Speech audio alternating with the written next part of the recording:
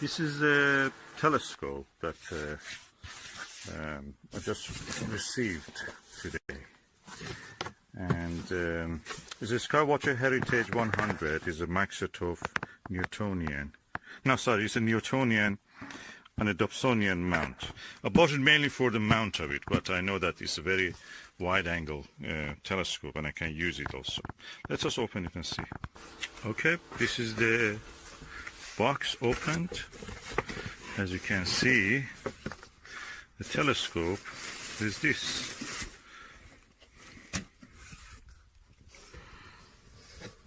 Well packaged telescope. I like this red color. That's beautiful. Let me see if I can take it out. Okay, this is the telescope itself. I loved it because it has this dovetail attachment head that it can actually attach any telescope with this bracket, dovetail bracket, and we call it Vixen bracket, and that means that it can be used with anything. So let's see how it is. It comes with two eyepieces. The eyepieces are this is standard eyepieces of the Skywatcher, and a Barlow lens, 10mm and super 25 wide angle. Here we are now in Shropshire, and tonight will be dark completely, hopefully. This has one of the darkest night skies, free from light pollution in the UK, after Wales, mountains of the Wales, where the Space Guard Observatory is. But here we have also a good environment, and this is the Skywatcher Heritage F4 telescope. Is a Heritage 100mm Dobsonian. I love this stand of it. I can use it with my 80mm refractor, and this is the reflector Skywatcher one that I've installed here. As you can see, the moon is in the sky.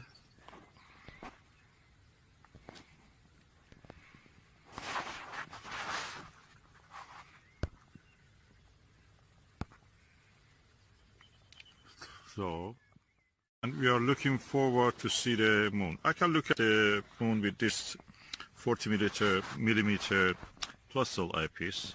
It's quite wide angles. It's one of the best eyepieces I've seen. It's quite cheap. I bought it probably for £10, £20. It's one of the widest field of view I've ever seen. And let me look at the moon now.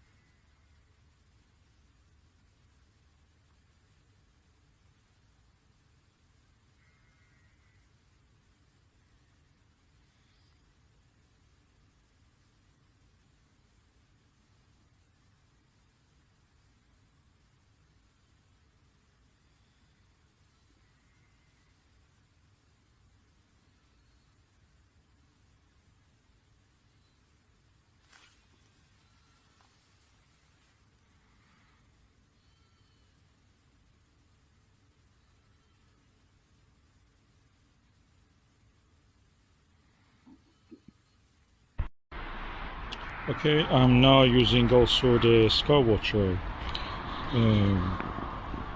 Heritage 4-inch 100mm focal length, 400mm, and f ratio 4. This gives you the widest angle possible, and because it has no collimation screws, I feel that the image of the Jupiter is out of collimation. I cannot see much detail. I see barely some of the cloud belts, nothing more than that, barely. Maybe south and Norfolk quarter belt are not easily visible.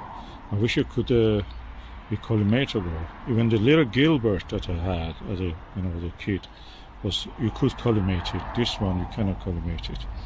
It's the widest angle telescope, so it's for deep sky observation quite good. But for the planetary, I mean in this case Jupiter, is not good. Maybe it's good for the moon, but for the planets like Jupiter you don't see much details. So out of these telescopes, so far the best one is that refractor, although it has a lot of chromatic aberration. Then comes this without chromatic aberration, the MEDTX105, but the clarity is less. Of course, it is just out of the warm room and to this environment. Refractor was ready to observe. This probably needs a little bit, acclimatization, temperature, equilibrium, and this one just out of collimation. You cannot use it really for this kind of observation of the planets. And this is Sky-Watcher Newtonian. Although I had the widest field of view, and I used the eyepiece, which was a 4mm Skywatcher Nirvana, it didn't show much detail on the planet, mainly because it was not possible to collimate it. The telescope is out of collimation. It's good for wide-angle view of the deeper sky objects. As I mentioned, this Skywatcher Heritage-100mm telescope is not good for observing planet. Probably for the moon, but not much even for that. But is excellent for wide-angle views, wide field of view of the deeper sky objects. I'm looking at the M42 Great Orion Nebula and the stunning image quality, and it's easy to even capture astrophoto with your mobile phone.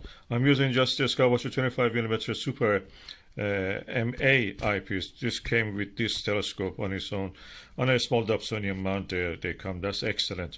I'm using it in this Alta Sabre because it's easier for me. It rises at the height. And I have put the astrophoto I've taken of the Orion Nebula, and it's beautiful.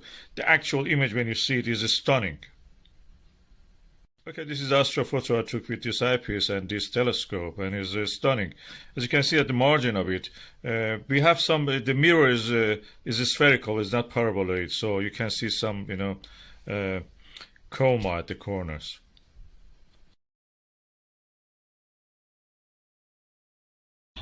Just now, try to take an astrophoto of the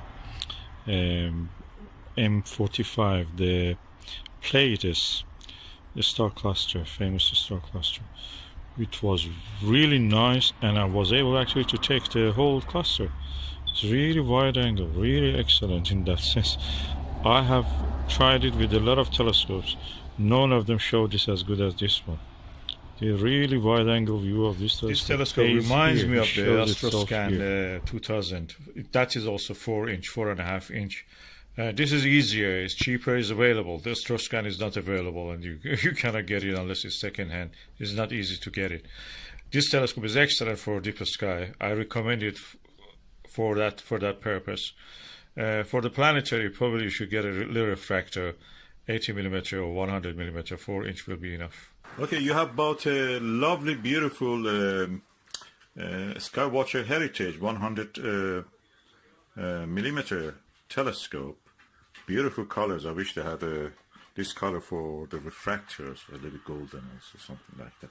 But anyway, it's a very beautiful telescope. It's a very capable, better than whatever I could have when I was a kid. And it has a very good mirror, I must say that. And the image you get with this is quite sharp. The thing is that the telescope has an F number, which is only 4. That means it's a fast telescope. It gives you a very wide angle view. But if you want to watch objects which are like a moon or Jupiter, and you want to see more details on them, it's better to have a telescope which has a higher F number. Higher F number means, what is F number, first of all? F number is the focal length of the telescope, so the light path from here to here, which is 400 millimeter, divided by the aperture of the telescope. So aperture of the telescope is 100 millimeter. F number, the focal length is 400. 400 divided by 100, both of them are in millimeters, gives you the number of f4. You can actually increase the f number if you reduce the d, the diameter. So if I can by one mean reduce the f number, the d number, I go with a lower, a higher f ratio, and that helps me to actually see more details on the moon, better details, or more stable, richer, sharper, crisper, and the planets. It practically makes it a slower telescope in the astronomical terms. This is a fast telescope. The f number is low. If I can make it to f number 10 or 20, 19, I can make it to be slower, and that means makes it practically a planetary telescope also. There is a aperture stop here, but this is at the center, and this obstructed by the central obstruction here, the primary, secondary mirror here. So if you want to avoid that, we can make an off-center circle like the one that is here, and for that I will show you how to make one. I will show you. Okay, this is telescope actually on a beautiful Dobsonian. I bought this telescope for just the Dobsonian mount of it, but the telescope itself is really good quality. Let me dismantle it and I will show you how to do it. Okay, as you can see, I have now the telescope optical tube assembly separated from the Dobsonian mount. I must say I have two of this telescope because of this Dobsonian mount. I use it in my other refractors, and one of them is actually on this one. So it's a very good, versatile Dobsonian mount, and it worth every penny that you spend on this. So I'll put the Dobsonian mount. I don't need it at the moment. I just go for the reduction of the aperture to make the f number larger. So we go ahead with that. So for this purpose, I need a piece of card. My card was really odd shaped. I already cut pieces of it. So I joined two pieces of it together to make it equal to the circle of this telescope. Okay, I now remove the cap of the telescope, and I put this over this circle. I'll show you. Okay, I'll put it upside down on the piece of card. I give a little bit edges around it so it will not be exactly touching the edges, because I want to use these edges for making the rim around it. Okay, first I go for marking this circle. Okay, I use a pencil or a pen to mark this circle. Okay, it's better that, of course, your card be black or dark. In this case, this is blue, so black is better even. So I have marked the circle. Now I can cut it. But before cutting, I want to leave some straps. So I'll put this kind of squares, about 1 centimeter. You don't need to measure it, just by hand is enough. Something like that. And I fill around it with this strap so I can later turn them, fold them, and attach the rest at the edge to it. So now I have made all these square shaped markings around the edge. Okay, now I'm going to make my off-axis aperture. For this, I will use this circle. You can use a coin or anything. This is, I think, around 35 millimeter. It should not reach the center. If it reaches the center, it will be, again, it comes in the secondary mirror blocks a part of it. So it should be smaller than 35, 30. You can adjust it, of course. You can make it a little bit smaller, a little bit bigger. You can have several of these to put it on your telescope to see which one actually is better. For different brightness of the objects, for moon and for planets, you can use different aperture stops. And let me now do this. I'll put a circle around here. It should be touching the edge here, almost. And I will now put the circle there. Okay, I have now drawn my circle and I will remove it. So what I have to do now is to, with the scissor, to take this part out, and then I take all these spaces between these edges out also. I will show you the result. Cutting this with a scissor, you can make a hole in the middle or somewhere in the middle, and then from there make your way toward this and then cut the circle. Okay, as you can see, I have not cut it, and I just left the last bit to show you how it is. Now I cut that last bit also. Okay, I've cut the last bit and I remove it now. I have now my off-axis field stop, off-axis aperture stop here. And now I cut the rest of the stuff. I will show you. Okay, you can see what I'm doing now, okay? And I'm cutting this, and when I'm finished, I will turn them this way and join them with a piece of paper all together. So they will go like that on the telescope tube. Okay, now the aperture stop is finished, almost. The only thing is that when you are here at this area, you get thin. One way of avoiding this is just to put your circle a little bit away from the edge. But here I made that mistake, but anyway, I gave a little bit thickness out of the circle, as you can see. So I didn't exactly went on the line, I just moved a little bit out of it. So at this stage, the aperture stop is ready. You can just sellotape it on the top. But if you want, you can just bend these edges, all these edges.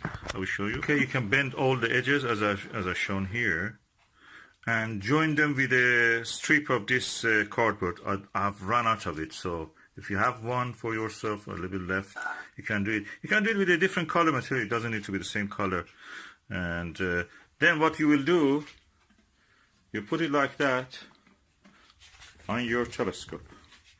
At this stage is ready. You can just sellotape it. Just put one sellotape here, one sellotape here. You can remove it when you don't use it. But I recommend you build that edge so it will be something easy to remove and put without damaging your beautiful artifact. Handicraft. So that's it, ready. Now I have a off-axis aperture stuff. My F number is yet the same. Focal length is 400. By my diameter of the aperture, the opening, light gathering opening, is almost half or less than half. This was 100. This is now probably 3 or 4 centimeter. So 400 divided by 40, 4 centimeter, 40 millimeter, that means. 400 divided by 40 is 10. Now I have a telescope which is F10. The F number, focal ratio number, focal length divided by aperture opening makes it 10. So it's very slower telescope. Is very good for viewing the planetary surfaces, for moon, for other things. So because it's practical, you have reduced the glare, the excess light that may dazzle your eye, or hide the details that you want to see in the lower light. Just make a little reduction in the light. That makes it possible. You can make several of these. You can make it smaller than this. You can make it a little slightly bigger. And if you make 2 of these, actually you can use that 2 apertures for achieving the most accurate focus for yourself. You have to practice on that. This is another issue that you will learn. But at this stage, this is ready. You can just sellotape it here, or as I mentioned, use a cardboard band here, a piece of cardboard, something around here, to join these tabs and make something like this that you can put it on and lift it at your own will. That's done. Now you have a full aperture stop.